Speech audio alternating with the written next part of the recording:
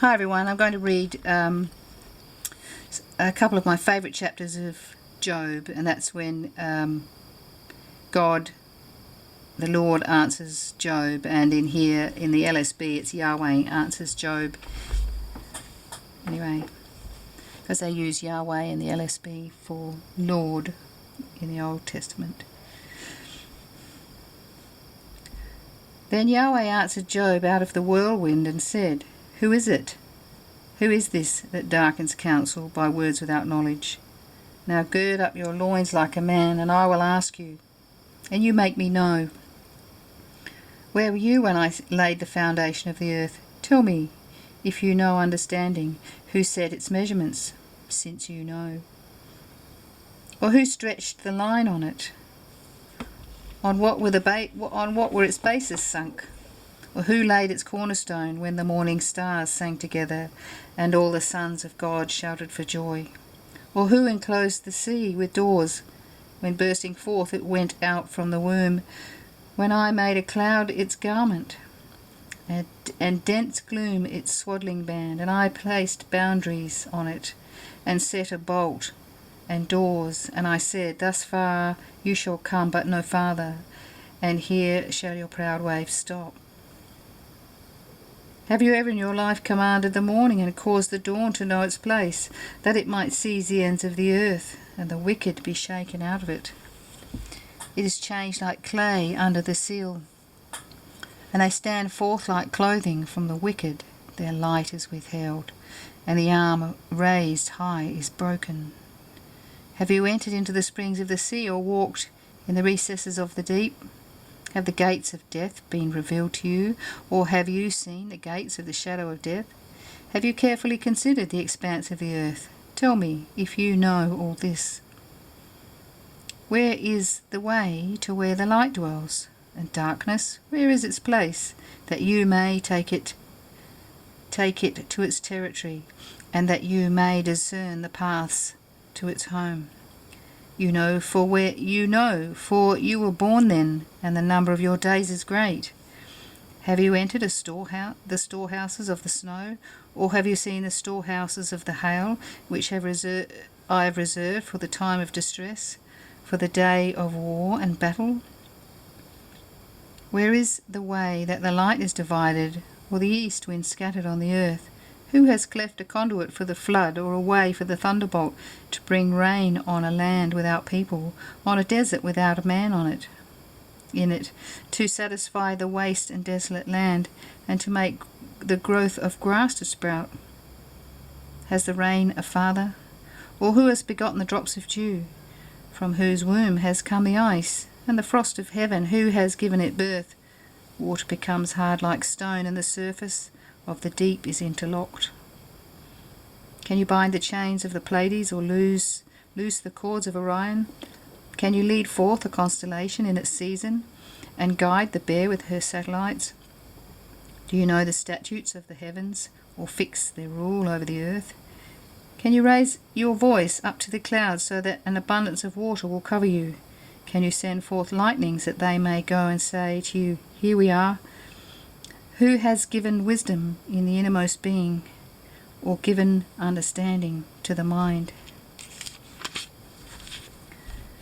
Who can count the clouds by wisdom, or tip the water jars of the heavens, when the dust hardens into a mass and the clods stick together?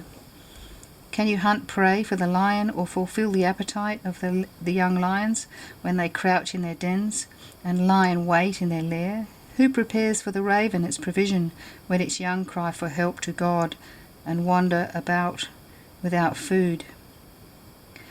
I'm going straight on to chapter 39. Do you know the time the mountain goats give birth? Do you keep watch over the calving of the deer? Can you count the months they fulfill, or do you know the time they give birth? They kneel down, they bring forth their young, they send out their labour pains. Their children become strong, they grow up in the open field, they leave and do not return to them. Who sent out the wild donkey free, and who loosed the bonds of the swift donkey, for whom I have set the desert plain as a home, and the salt land as his dwelling place. He laughs at the tumult of the city. The shoutings of the driver he does not hear. He explores the mountains for his pasture and searches after every green thing. Will the wild ox consent to serve you, or will he spend the night at your manger? Can you bind the wild ox in a furrow with ropes, or will he harrow the valleys after you?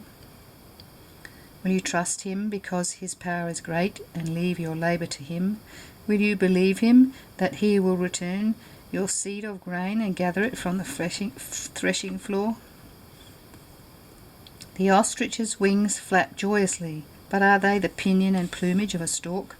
For she leaves her eggs to the earth and warms them in the dust, and she forgets that a foot may crush them, or that a beast of the field may trample them. She treats her children cruelly, as if they were not hers. Though her labour be empty, she is without dread, because God has made her forget wisdom, and has not given her a share of understanding.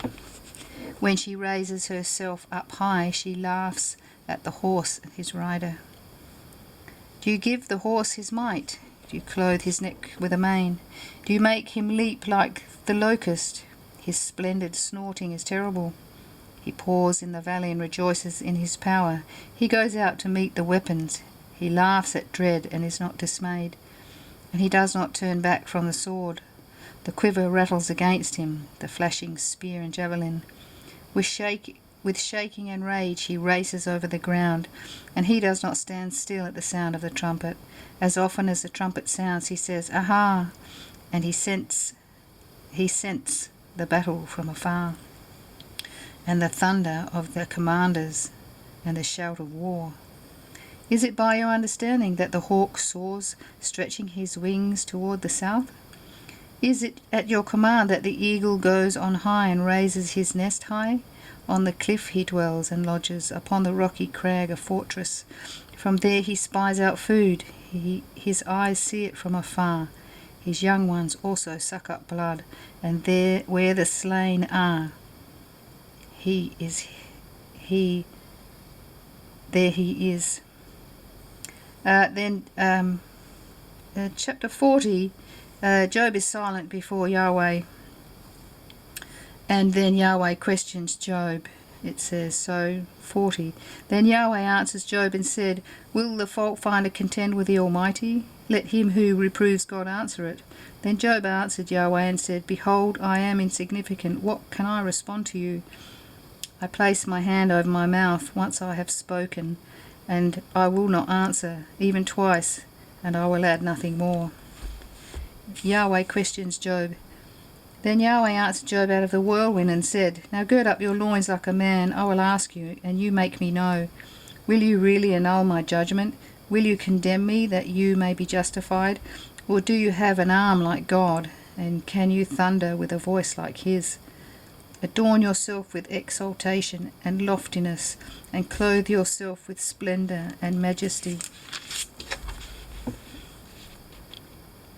Pour out the overflowing of your anger, and look on everyone who is proud and make him low. Look on everyone who is proud and humble him, and tread down the wicked in their place. Hide them in the dust together, bind their faces in the hidden place. Then I will also praise you, that your own right hand can save you." Yahweh's power shown in Behemoth. "Behold now Behemoth, which I made along with you. It eats grass like an ox. Behold now, its power is in its loins, and its vigour in the muscles of its belly. It hangs its tail like a cedar.